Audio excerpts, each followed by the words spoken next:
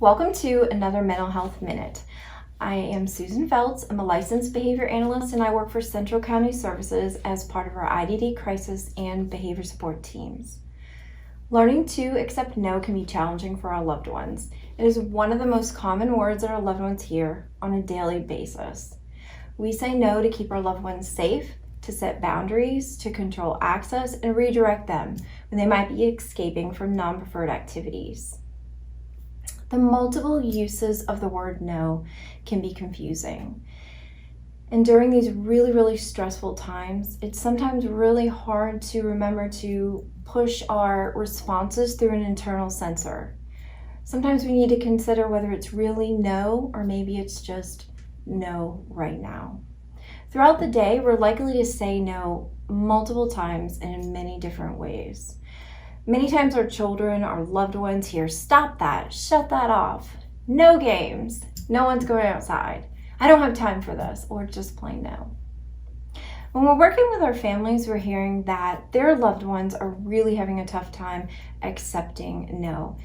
And sometimes this could also be in situations where they're displaying behaviors that range from yelling, screaming, name calling, and physical aggression.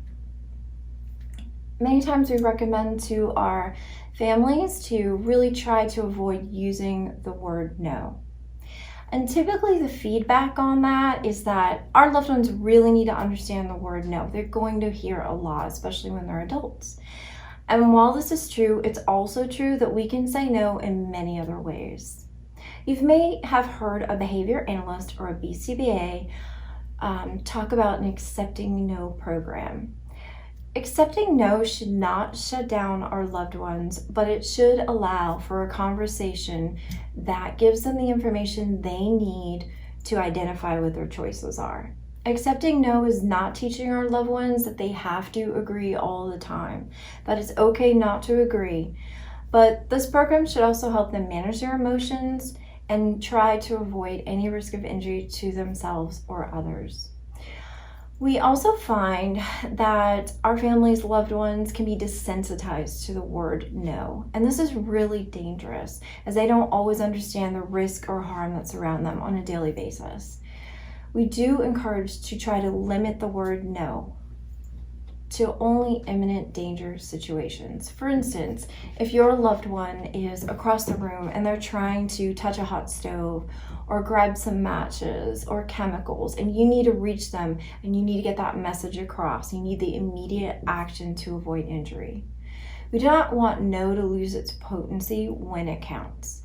So here's some suggestions to use in the place of no.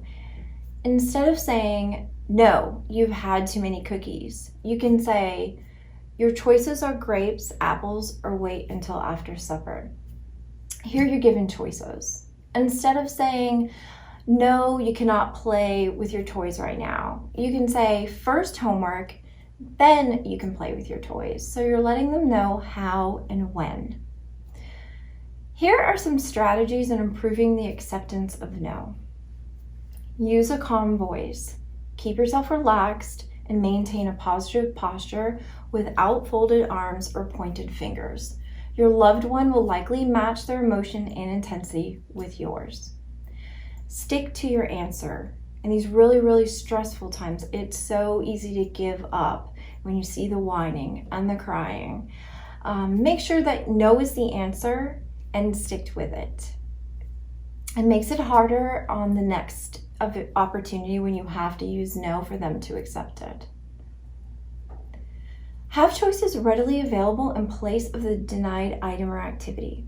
And if the item or activity is available at another time, identify when and how that item or activity will be available, such as you cannot play Xbox right now, but you can after supper.